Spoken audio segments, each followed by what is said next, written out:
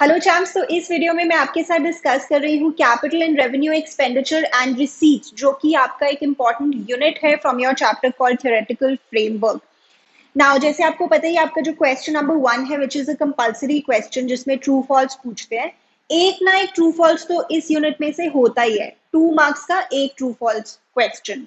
अभी रिसेंटली एक अटेम्प्ट में 2 true false questions were from this unit, तो 4 मार्क्स तो इस यूनिट में से हो गए।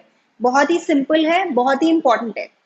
अनदर क्वेश्चन जैसे एक थियोरी क्वेश्चन में आपसे पूछ सकते हैं considerations in determining revenue expenditure and capital expenditure, 4 marks. तो बहुत ही ज्यादा इंपॉर्टेंट है ये आपके लिए और इजी भी है। एक बार आप सभी एग्जाम्पल्स अच्छे से देख लेंगे तो हो जाएगा। ठीक है, सो जो पहला पॉइंट है मैं आपके साथ डिस्कस कर रही हूँ कि कैसे बताएंगे कि एक खर्चा कैपिटल है या रेवेन्यू है। वैसे तो ये आप 11-12 से भी पढ़ते आ रहे हो, बट इसके लिए हमने एक निमोनिक बनाया है, no Prem.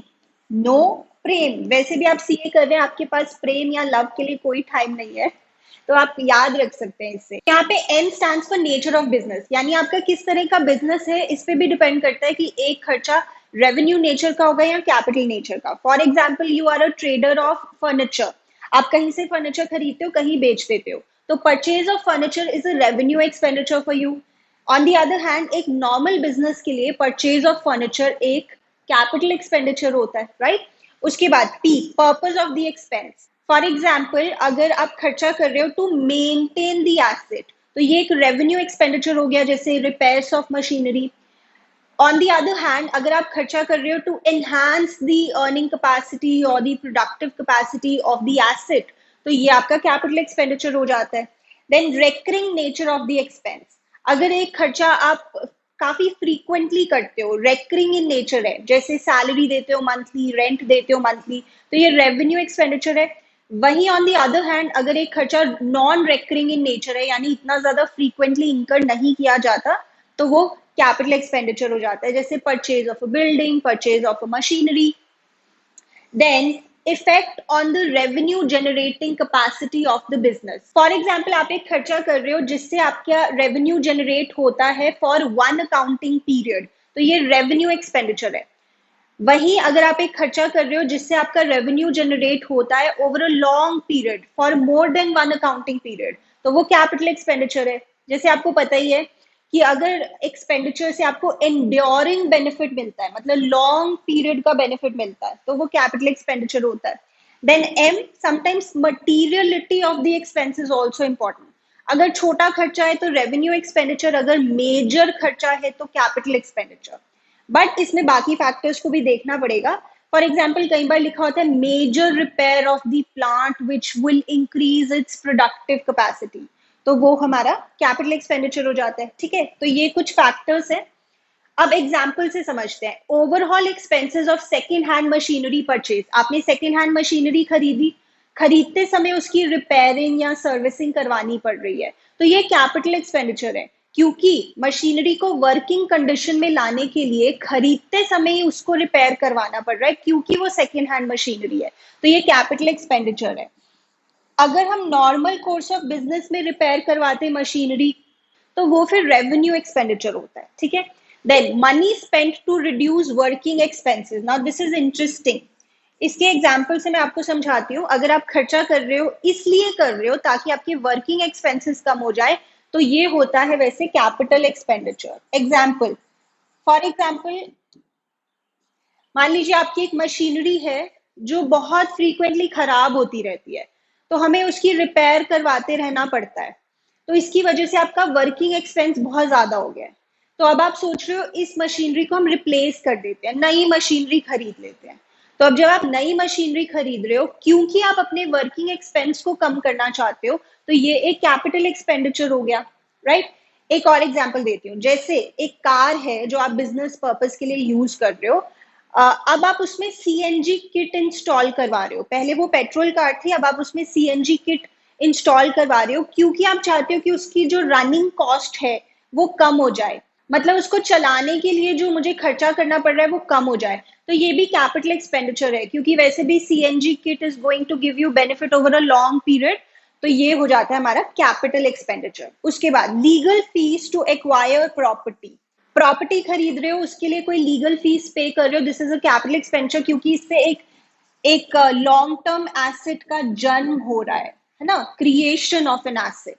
Then amount spent as lawyers fee to defend a suit claiming that the firm's factory site belonged to the plaintiff's land. Now this is also an important point, ये repeatedly आता भी है. Plaintiff का यहाँ पे मतलब है जिसने केस फाइल किया है, किसी ने हमारे ऊपर केस किया है कि जो हमारी फैक्ट्री है वो एक्चुअली उसको बिलोंग करती है, तो इसके लिए हमने फिर लॉयर हायर किया है और उसको हम फीस पे कर रहे हैं, तो ये हमारा रेवेन्यू एक्सपेंडिचर है, क्योंकि this is only maintenance of an asset, इससे कोई आपके एसेट की क्रिएशन नहीं हो रही है, ठीक है, तो ये रेवेन्यू इन नेचर है. आपको एक लाइन में रीजन भी लिखना होगा ना, वाई, या ट्रू फॉल्स में भी आपको रीजन लिखना होगा, तो यहाँ पे बोलेंगे this is only maintenance of an asset, इससे कोई क्रिएशन ऑफ एसेट नहीं हो रहा है. Then amount spend for replacement of worn out part of machinery. Now अगर कोई मशीनरी का पार्ट खराब हो गया है, उसको आपने रिप्लेस किया है, तो ये हमारा रेवेन्यू एक्सपेंडिचर है. ध्यान से देख लेना, वो पार्ट खराब हो गया था, अब उसको रिप्लेस किया है. कुछ बच्चे सोचते हैं कि इससे तो मशीनरी की वैल्यू बढ़ जाएगी, जितनी पहले वैल्यू थी उससे ज्यादा हो जाएगी, तो ये कैपिटल एक्सपेंडिचर होना चाहिए, but the answer is no. जैसे अगर आपकी एक मशीनरी की वैल्यू इतनी थी, लेट्स जस्ट अज्यूम उसकी कोई वैल्यू थी, एक पार्ट उसका खराब हो गया, अब उसकी वजह से उसकी वैल्यू कम हो गई है, अब जब आप इस पार्ट को रिप्लेस कर देंगे तो इसकी value back to the normal आ जाएगी, उसके बियॉन्ड ऊपर नहीं जाएगी. फॉर एग्जाम्पल आपकी कार खराब हो जाती है, कार पंक्चर हो जाती है, तो जब आप पंक्चर ठीक करवाएंगे तो क्या आपकी कार की वैल्यू बढ़ जाएगी या उसी ओरिजिनल वैल्यू पे वापस आएगी जितनी पहले थी? उसी ओरिजिनल वैल्यू पे वापस आएगी, तो इससे आपके कार की वैल्यू नहीं बढ़ रही है. इसी तरह यहाँ पे मशीनरी की वैल्यू नहीं बढ़ रही है, वो सिर्फ मेंटेन हो रहा है, तो this is a revenue expenditure. उसके बाद expense incurred on the repairs and white washing for the first time on purchase of an old building. Again, यहाँ पे वही बात है, अगर तो आप व्हाइट वॉश करवाते बिल्डिंग का इन the normal course of business, फिर तो वो रेवेन्यू एक्सपेंडिचर होता, बट यहाँ पे आप फॉर द फर्स्ट टाइम करवा रहे हो, जब आपने ओल्ड बिल्डिंग खरीदी है उसको यूजेबल कंडीशन में लाने के लिए, तो this is a capital expenditure. Capital expenditure. Then expenses in connection with obtaining a license for running the cinema. अगर आपको सिनेमा चलाना है तो आपको एक लाइसेंस लेना पड़ेगा. नाउ यहाँ पर आप सिनेमा हॉल नहीं चला सकते विदाउट द लाइसेंस, मतलब सिनेमा हॉल ऑपरेटिव बनाने के लिए ये खर्चा आपको करना ही पड़ेगा. This is a pre operative expense, करना ही पड़ेगा ये खर्चा, इसके बिना आप सिनेमा हॉल रन नहीं कर सकते. So this is a capital expenditure. Capital expenditure. Then this is also important, ये भी रिपीटेडली आता है. Amount spend for the construction of temporary huts which were necessary for construction of the cinema house and were demolished when the cinema house was ready. तो कुछ हमें जैसे temporary huts बनानी पड़ी, जैसे जो वर्कर्स होते हैं जो कंस्ट्रक्शन कर रहे हैं वो अपने रहने के लिए कुछ टेम्पररी हट्स बना लेते हैं, ये बनानी जरूरी थी for this asset to be created, तो ये भी हो जाता है हमारा कैपिटल एक्सपेंडिचर. इवन दो वो हट्स को डिमोलिश कर दिया गया, बट एसेट के बनने के लिए इनका होना जरूरी था, इसलिए ये कैपिटल एक्सपेंडिचर है.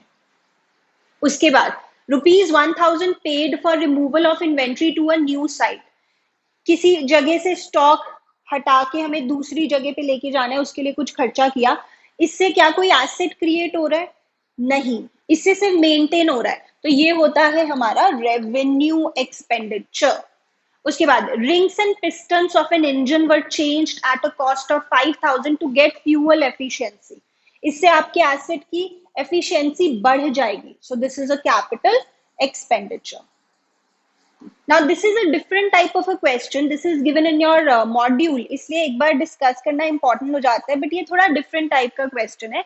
यहाँ पे कह रहे हैं कि आपने MTNL के साथ कुछ पैसे डिपॉजिट करवाए टेलीफोन इंस्टॉल करवाने के लिए. तो कह रहे हैं आपने जो पैसे डिपॉजिट करवाए, this is like security deposit, ये आपको वापस मिल जाएगा अगर आपने टेलीफोन कनेक्शन गिव अप किया. तो ये वो कह रहे हैं एक्सपेंडिचर ही नहीं है, ये तो एसेट है. जैसे हम पढ़ते भी हैं सिक्योरिटी डिपॉजिट, अगर मैंने कुछ पैसे किसी के पास डिपॉजिट किए हुए हैं जो मुझे वापस मिल सकते हैं, मिल जाएंगे अगर सब कुछ ठीक रहा, तो ये हमारा एसेट है, ये एक्सपेंडिचर है ही नहीं. तो this is something different given in your module. इससे एक बार आप रीड करके जाएंगे. Then a factory shed was constructed at a cost of 1 lakh. A sum of 5,000 had been incurred in the construction of temporary huts for storing building material. तो यहाँ पे factory shade बन रहा है, ये तो है ही डेफिनेटली कैपिटल एक्सपेंडिचर. और जो टेम्पररी हट्स हमने बनाई है, जो बनानी जरूरी थी for the construction, these are incidental expenses, ये करने भी जरूरी थे, तो ये भी हो जाता है हमारा कैपिटल एक्सपेंडिचर. राइट, चलो आगे देखते हैं. So now, second-hand furniture worth rupees 9,000 was purchased. Repainting of the furniture costs rupees 1,000. The furniture was installed by own workmen और उनकी wages है 200. तो यहाँ पे सभी जो expenses है वो capital nature के हैं. आपने furniture खरीदा, capital nature, उसकी repainting करवाई, capital nature, wages pay की installation के लिए, capital in nature. तो ये सारे हो गए capital expenditure. Then expenses in connection with obtaining a license for running the cinema worth rupees 20,000. ये तो आपको पता ही है, लाइसेंस अगर आपने लिया है, this is a pre operative expense. इसके बिना आप सिनेमा हॉल रन नहीं कर सकते. Then during the course of the year, the cinema company was fined rupees 1,000 for contravening rules. अगर आप पे फाइन लग गया है क्योंकि आपने कोई रूल्स ब्रेक किए हैं, ये कैपिटल एक्सपेंडिचर नहीं है, ये रेवेन्यू एक्सपेंडिचर है in the normal course of business. इससे कोई आपको एंड्योरिंग बेनिफिट नहीं मिलने वाला over a long period of time. So this is revenue in nature. License के लिए जो कॉस्ट थी, that was capital in nature. Then renewal fees आपने पे की है 2,000 की for next year. Renewal fees आपको हर साल पे करनी है. So this is also a revenue expenditure. और अगर ज्यादा प्रिसाइज तरीके से बोले तो नेक्स्ट ईयर के लिए पे किया है तो प्रीपेड एक्सपेंस ये हो गया. ठीक है, वैसे ही ये रेवेन्यू इन नेचर है, renewal fee. Then overhauling expenses of 25,000 for the engine to get better fuel efficiency. तो इससे तो आपकी प्रोडक्टिव कैपेसिटी बढ़ रही है, एसेट की वैल्यू बढ़ रही है, सिंपली एसेट की एफिशिएंसी बढ़ रही है, तो कैपिटल एक्सपेंडिचर ये है. Okay, then inauguration expenses. Now this is interesting. Inauguration expenses of rupees 25 lakhs incurred on the opening of a new manufacturing unit in an existing business. इससे आपको कोई enduring benefit नहीं मिल रहा है over a long period, over more than one accounting period. आपने कोई new manufacturing unit start करने से पहले कुछ inauguration के खर्चे किए हैं, कुछ पार्टी वगैरह दी होगी लोगों को, स्टाफ को, तो ये आपको लग सकता है कि ये कैपिटल एक्सपेंडिचर है क्योंकि ये नॉन रेकरिंग इन नेचर है, ये बार बार नहीं करने वाले. But you can say this is an exception of that point. इससे आपको कोई एंड्योरिंग बेनिफिट नहीं मिल रहा है, एसेट भी कोई क्रिएट नहीं हो रहा है, एसेट क्रिएट हो चुका है. So this is a revenue expenditure. ठीक है, इसे ध्यान से देखकर जाएंगे. Then compensation of rupees 2.5 crores paid to workers who opted for voluntary retirement.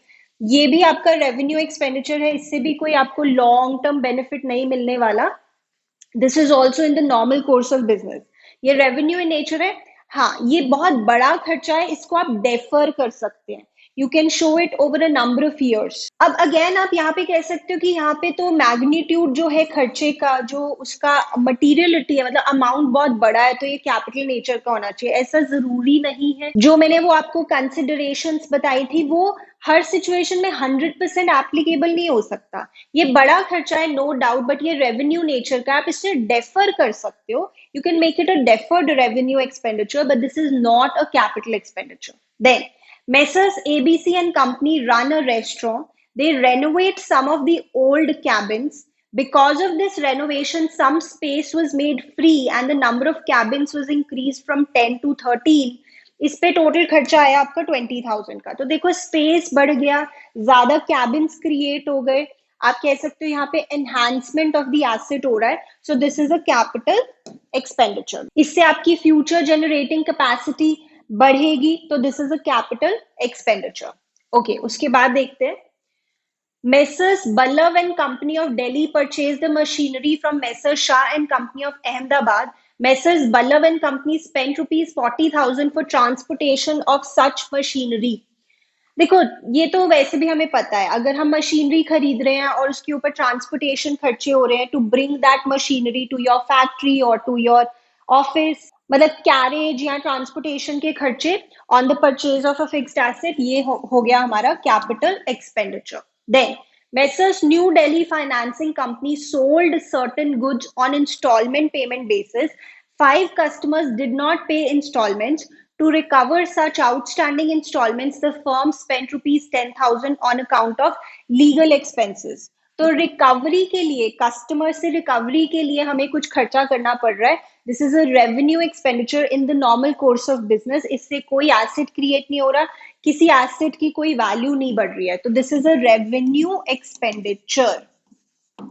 Okay जी, उसके बाद a heavy advertisement to introduce a new product, ये आप क्लास 11 में भी पढ़ते हो, बहुत मेजर खर्चा किया आपने एडवर्टाइजमेंट पे। वैसे तो एडवर्टाइजमेंट की नेचर रेवेन्यू एक्सपेंडिचर की होती है, बट अगर बहुत बड़ा खर्चा है तो हमें इसे डेफर करना पड़ सकता है, right? So to be more precise, this is a deferred revenue expenditure. Over a number of years we might have to show it. Then wages paid to workers to produce a tool to be captively consumed. Now captively consumed का मतलब क्या होता है? Captive consumption, जब आप कोई asset create कर रहे हो और वो एसेट आप बाहर सेल नहीं कर रहे, कस्टमर्स को नहीं बेच रहे, आप उसे अपनी ऑर्गेनाइजेशन के अंदर ही यूज कर रहे हो, maybe from one division to the other division. अगर आपकी एक ऑटोमोबाइल कंपनी है, तो मैन्युफैक्चरिंग डिवीजन ने कोई इंजन बनाया, अब उस इंजन को असेंबलिंग जो करती है डिवीजन, वो इस इंजन को यूज करके असेंबलिंग कर रही है ऑफ द ऑटोमोबाइल और द कार। तो कैप्टिव कंजम्पशन मतलब ऑर्गेनाइजेशन के अंदर ही, from one division to another, from one unit to another. तो यहाँ पे कोई टूल प्रोड्यूस कर रहे हो और वो ऑर्गेनाइजेशन के अंदर ही यूज होने वाला है, उसके लिए आप वेजेस पे कर रहे हो, तो यहाँ पे एक क्रिएशन ऑफ एसेट हो रहा है, तो this is a capital expenditure. This is a capital expenditure. Okay then, यहाँ पे हमें क्लासिफाई करना है इन्हें एज एक्सपेंडिचर और receipts, capital expenditure, capital receipt, revenue expenditure, revenue receipt. तो कैपिटल रिसीट और रेवेन्यू रिसीट क्या होता है? रेवेन्यू रिसीट तो जो आपको रिसीट्स मिलती है in the normal course of business, जैसे आपने सेल किए गुड्स या सर्विसेज, या आपको इंटरेस्ट मिलता है, डिविडेंड मिलता है, कमीशन मिलती है, ये सारी आपकी रेवेन्यू रिसीट्स हैं। कैपिटल रिसीट्स क्या हो सकती है? Capital receipt which are not revenue in nature. इससे क्या होता है? या तो आपका कोई fixed asset, long term asset कम हो रहा है, जैसे sale of building, sale of machinery, या कोई लॉन्ग टर्म लाइबिलिटी आपकी क्रिएट हो रही है, जैसे अगर आपने लोन लिया है बैंक से तो वो कैपिटल रिसीट हो जाती है। ठीक है, देखते हैं यहाँ पर इंश्योरेंस क्लेम मिला है on account of a machinery damaged by fire, तो यहाँ पे हमारा कोई लॉन्ग टर्म एसेट खत्म हो गया, उसके लिए फिर हमें पैसे मिल रहे हैं, तो this is a capital receipt. This is a capital receipt. Okay then. 10,000 spent as traveling expenses of the directors on trips abroad for purchase of capital assets. Now this is interesting. आपको capital asset, कोई machinery वगैरह खरीदने के लिए directors को abroad जाना पड़ रहा है और उसके खर्चे हैं, so this is in relation to the purchase of the capital asset, so these are capital, these are a part of capital expenditure, right? Interesting है ये। Then amount received from trade receivables, ये तो आपके normal course of business में आपको मिल रहा है, क्योंकि आपने पहले सेल किए अपने गुड्स या सर्विसेज, तो वो रेवेन्यू इन नेचर है, उसके लिए आपको पैसे मिल रहे हैं, तो this is revenue receipt. Okay, उसके बाद amount spend on demolition of building to construct bigger building on the same site.